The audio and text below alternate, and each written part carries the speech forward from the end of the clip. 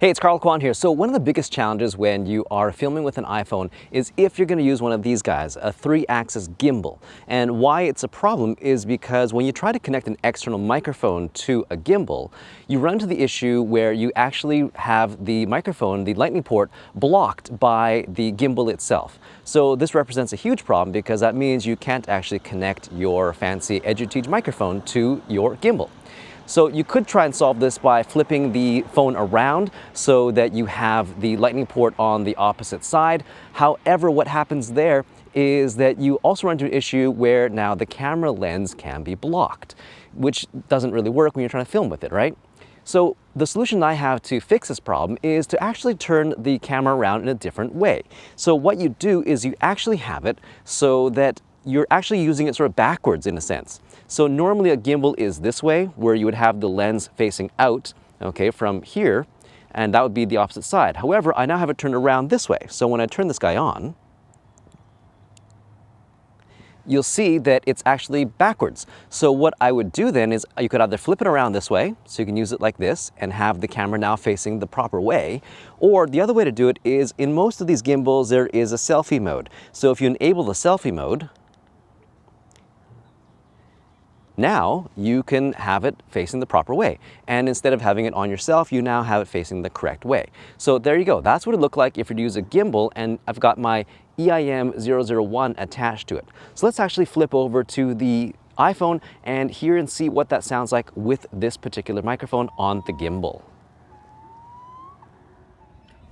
All right, so this is the iPhone with its built-in microphone, and obviously on the gimbal here you can see that I'm moving around. It's nice and smooth, of course, but this is what the audio sounds like. And if you were to walk around with it, you get this really great smooth kind of look to it. And that's what the audio would sound like if you were using just the iPhone's built-in microphone and you're moving around. There's not much wind, so there probably isn't too much of a problem with wind noise, but this is what it would sound like. Let's try it with the EIM-001 and see how that works. Okay, so now I'm recording with the Edutige EIM-001 together with the gimbal, and this is what it sounds like with the audio. So when we walk around now, as we're walking backwards this way, here we go. All right, so this is the audio you can expect to hear when you use the Edutige EIM-001 on an iPhone outside on a gimbal. Now, I'm also going to do this now with the EWS-004 furry windscreen, just to see what it would sound like in case it is a little bit windy, which I always recommend you use anyway if you're going to be outside filming yourself. Always a good idea because even if you're moving, you're going to get some wind, right? So you definitely want to block that out. So let's try it with the EWS-004 and see how that sounds. So here we go, walking with it.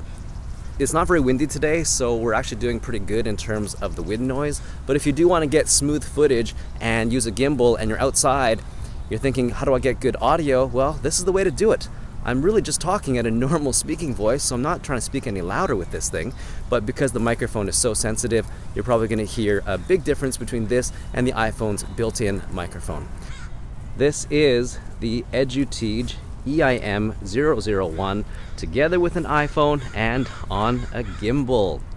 Thanks for watching. Let me know if you have any questions or comments about that, and we'll see you in the next video. Thanks. Bye-bye.